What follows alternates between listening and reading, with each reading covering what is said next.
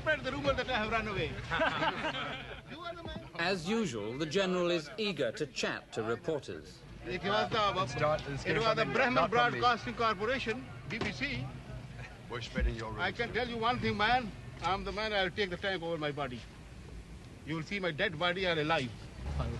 How close would you say they are to Dhaka now, General? Why should I tell you? They say they're going to be here very early next week, General. Let them be. I am ready. Quicker the better. Why don't they come? Well, we think they are coming, quite honestly. Well, let them come. I say you go with them. You will take very good pictures. You think you can take care of them? Take care of who? The Indians. My goodness. Anybody else also with them. Not only Indians. You look after us, General. Inshallah, come to me anytime. At your service, gentlemen. Anytime. What do you see happening when the Indians do hit town, General? Well, I told you we'll fight it out. Is there a real possibility of street-by-street fighting? Inshallah, we'll keep them away. The feeling is that you don't have enough men here in the town to put up a big fight. Makes no difference. I never show my men. Will you make any attempt at a conditional surrender? No, sir. The question is either we live or we die. Colonel, is there any question of a surrender yet, do you know? Would you know? No, no surrenders. Yeah. There's no question of it. You know for sure, no question. No question of any surrender. That what General Niazi has been saying still stands. You fight to the last man. He means it. And you mean it with him, or of course, all of you behind him? Everyone. General, could you give us a quick rundown of how you view the situation at this time? Well, actually, as I told you, I'm not in command of the troops. The troops are being commanded by General Niazi, and he's the right person to tell you what the situation is. But General Farman, if you were in control, would you not now think of surrendering? Isn't it ludicrous to go on? No, why should we surrender? And the news that has just reached me is that Yahya Khan has given the order to surrender in the east. In fact, he gave his agreement to this at 4 o'clock yesterday afternoon. Over lunch, the defeated General Niazi is equally frank. He confirms what we think we already know, that he kept fighting long after the war was lost because President Yahya tricked him into believing the Americans and the Chinese were going to join the fight to save East Pakistan from collapsing. When I suggested to General Niazi that he made a major tactical blunder in defending the prestige border towns instead of withdrawing to a defensive area around Dhaka, he says, "Yes, I know all that, and so did my commanders.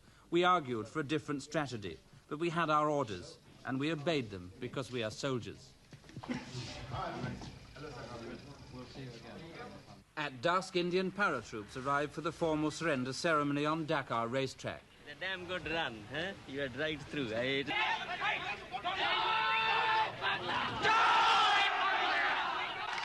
Unofficially, the birth of the new nation is proclaimed when the Bangladesh flag is raised over the radio station.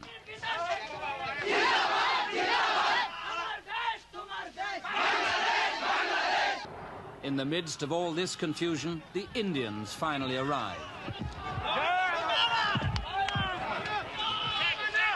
Were there moments where they did really put up a fight to the death? Oh, yes. I think practically everywhere. The Pakistani soldiers fought extremely well, I must say. In fact, I would say at times it was so fanatical. Then I've sort of said, look at this man, he's just dying for something, when he has no business to be just come charging across. It's just ridiculous at times.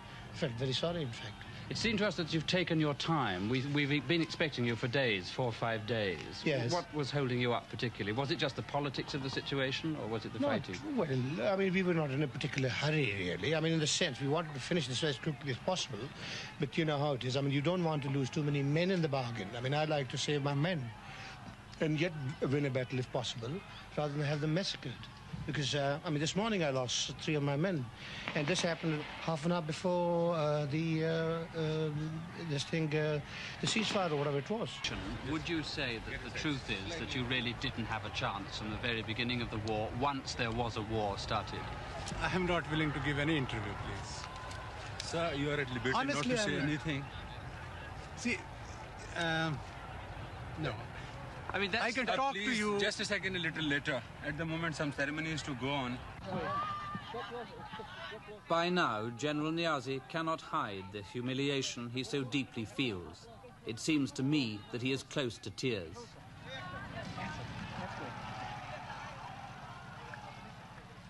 And suddenly, we all feel desperately sorry for the once blustering general.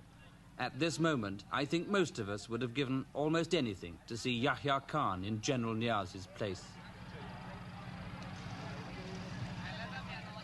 The change of ownership of one of the most populated and poorest parts of the world is now being confirmed.